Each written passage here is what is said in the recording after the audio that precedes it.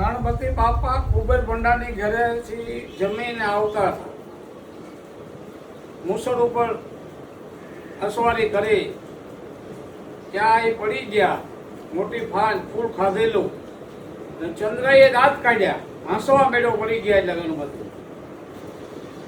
ઘડીક વાર ઊભા થયા અને પછી ક્રોધમાં આવી ગયા કે તારા રૂપ ઉપર તને એટલો બધો અભિમાન છે ને, એમ કરીને ગણપતિ બાપાએ એને હરાપ આપી દીધો અને વિનાશ થવા માંડ્યો. ઘડીકની અંદર બધા દેવતાઓ મૂંઝાઈ ગયા.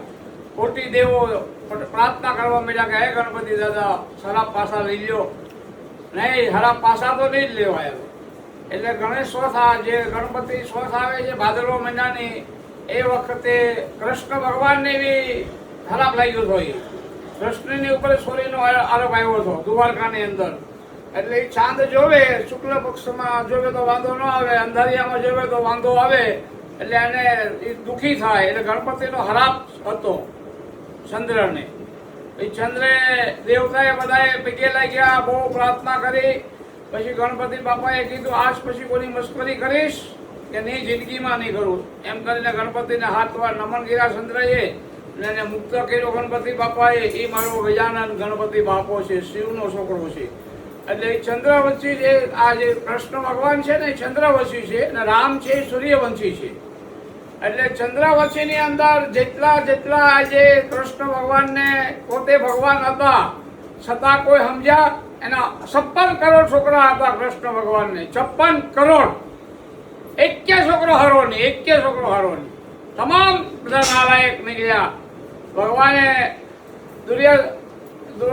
ઋષિ આવ્યા હતા એના ઘરે આંગણે દ્વારકા, અને કીધું તું એની મસ્કરી કરી હતી એના છોકરાએ. એમ કરીને દુર્વાસા ઋષિએ કીધું હતું કે તારે અહીંયા તલવાર જલમ છે, અને એમ કરીને તલવાર જલમી. અને બધાય ધીમે ધીમે ડ્રગ પીવા માંડ્યા, ગાંજો પીવા માંડ્યા, દારૂ પીવા માંડ્યા. ધીમે ધીમે વિનાશ થવા માંડ્યો. કૃષ્ણને ઘણી સમજાવ્યા પણ કોઈ સમજ્યું નહીં.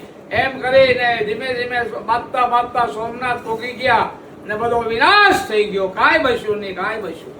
છેલ્લે કૃષ્ણ બચ્યા. દુર્યોધનને કીધું જે વાયુ બસી એને લઈ જા હોળે 16,000 ગોકુળ. એમ કરી અને કૃષ્ણ ભગવાનને બાણ માર્યું. પગની અંદર ભગવાન પીપળે બેસી ગયા અને વિયાઈ ગયા વૈકુંઠમાં. અને કૃષ્ણ મઠ બનાવ્યો બેંગ્લોરની અંદર. કૃષ્ણ ભગવાન જે છે અણુમાં છે, હજી હાલ છે બધે.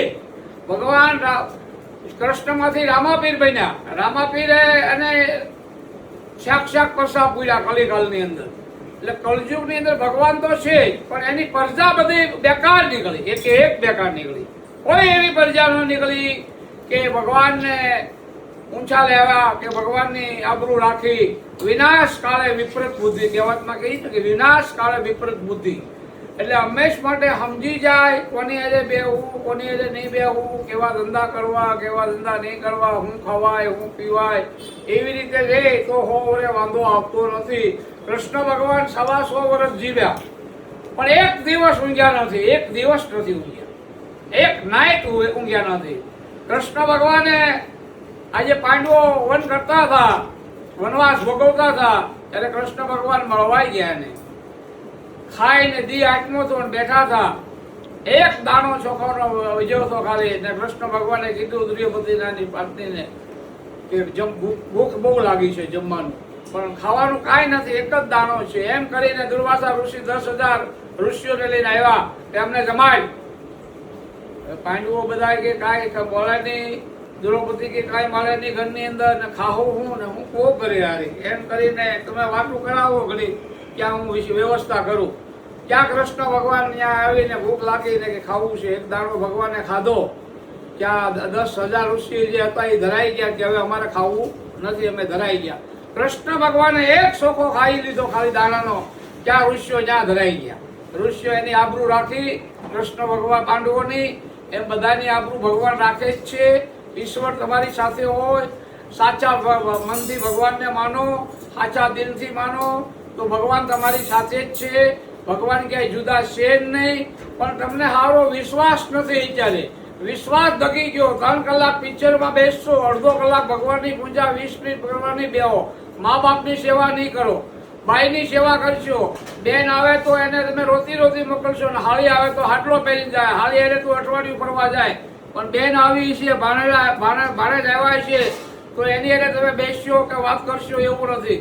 આનું નામ જ કલિકાળ, આ જ કળજુગ. અને અત્યારે પળીએ પાણી વેસાય, હિંદરે દીવા બળશે, ધરતી ઉપર મહેમાન હાલશે. આ દુનિયામાં કોઈનો રહેશે નહીં. બાપ બાપની મસ્તીમાં, દીકરો દીકરાની મસ્તીમાં, બેન બેનની મસ્તીમાં, ભાઈ ભાઈની મસ્તીમાં, ભાભી ભાભીની મસ્તીમાં. બાપ લાવે બાપ ખાય, દીકરો લાવે દીકરો ખાય, બેન આવે તો રોતી રોતી જાય અને હાળી આવે તો હાડલો પહેરી જાય. આ જ કલિકાળ અને આ જ કળજુગ. હારા આશ્રમમાં છે, હંમેશ માટે મા બાપ આશ્રમમાં છે ને હારા ભેગા રાખે છે. આ જ કળજુગ અને આ જ ભગવાને કીધું કે મા બાપને જે નથી આચવા આ એનું પરિણામ છે. હજી બી સમજી જાજો, હજી સમજવાનો તક છે. હજી બી મા બાપને સાચવી લેજો, ખાસ ધ્યાન રાખજો. અને ભક્તો, આ તમને હું કથા આપું છું શિવ ને અર્જુનની. અર્જુન શિકાર કરવા નહીં રહ્યો અને શિવ અઘોરી થઈને મોટા શિકાર કરવા આવ્યા, મોટા રાક્ષસ બનીને. અર્જુન ઓળખી નહોતો શીખ્યો કે આ શિવ છે. એમ કરીને એક ભોંડું નીકળ્યું અને બે હારે તીર ચડાવ્યું. ઓલો કે મારું તીર છે, ઓલો કે મારો શિકાર છે. એમ કરીને બે બાંધી મળ્યા. બહુ બાંધ્યા. પણ શિવની આગળ અર્જુન થોડો પોગી કે એક જ શિવે દીપો માર્યો તો શિવ અર્જુનને ક્યાંય પોગાડી દીધો. એમ કરીને શિવ પથ્થર ઉપર શિવ પ્રગટ થઈ ગયા. અર્જુન પગમાં પડી ગયો કે શિવ ભગવાન તમે કે હું પોતે છું. એમ કરી ને અર્જુન બહુ રોયો અને બહુ પગમાં પડી ગયો. એ શિવે એને ત્રિશૂળ આપ્યું કે આ ત્રિશૂળ તને હું આપું છું, એનો દુરુપયોગ નહીં કરતો, સત્યમાં હાલશે એટલે તને કોઈ વાંધો નહીં આવે. શિવને ત્રિશૂળને આપ્યો એટલે પૃથ્વી આ મહાકાર બોલવા માંડ્યો. શિવમાંથી નીકળ્યું દીકરો ધુવારો નીકળવા માંડ્યો અને પૃથ્વીને આહાકાર થઈ ગઈ, પથ્થર ડોલવા લાગ્યા. ઘડીક શિવે નાટક કર્યું. એ શિવે કીધું કે હું પોતે જ છું આ કરનાર, હું બધું સૃષ્ટિને કરી શકું છું અને બાંધી બી શકું છું અને મારી બી શકું છું. શિવ સમાન કોઈ મોટો દાતા નથી. શિવ છે સૃષ્ટિને હાંસવી બી શકે છે અને મારી બી શકે છે.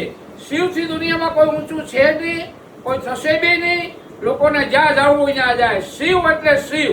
શિવને માં પાર્વતી અને ગણપતિ, રિદ્ધિ સિદ્ધિ, કાર્તક, ગણપતિ, કોટી દેવો બધા છે, પણ શિવની નીચે. શિવ સમાન કોઈ મોટો દાતા નથી. એટલે જ કીધું છે ને કે શિવને જ્યાં જ્યાં તમે પોકારો છો ને એ શિવ તમારી હારે જ છે હંમેશ માટે. 13મી લિંગ તમારા શરીરની અંદર જ છે. તમે જ્યોતિબા લિંગના દર્શન કર્યા, પણ 13મી લિંગ શિવની તમારા શરીરની અંદર જ પ્રાપ્તિ થયેલી છે. શિવ જતા રહે એટલે તમારું સપ પડ્યું રહે. એટલે કીધું કે શિવ ને જીવ ને બેનું મિલન છે. મહાશિવરાત્રી માટે બનાવી રહ્યા, જીવ ને શિવ ને બેનું મિલન થાય. મહાશિવરાત્રી શિવ ને પાર્વતી ફરવા નીકળ્યા.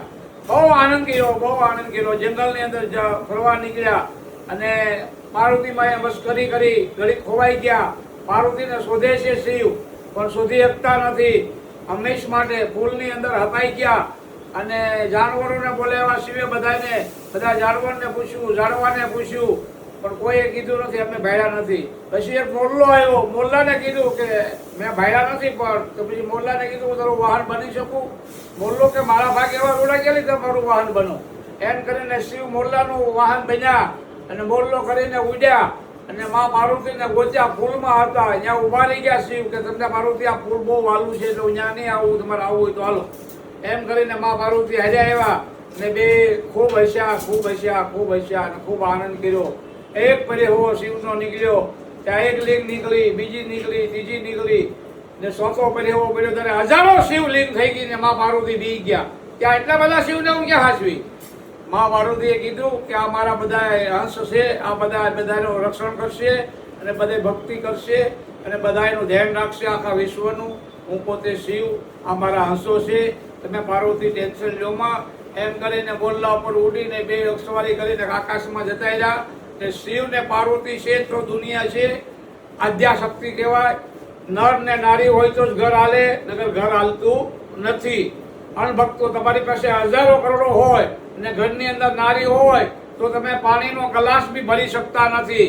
અણભક્તો યાદ રાખજો, ખાસ કોઈ બી દીકરીને હાલતા બળજ્યાને કોઈ પાટું મારતા નહીં, નકર તમારા ઘરની અંદર કાંઈ નહીં રહે. કોઈ દીકરીની હાય લેહો તો તમારું સચ્ચા ના નીકળી જાય. ઓમ નમો નારાયણ, જય સિયારામ.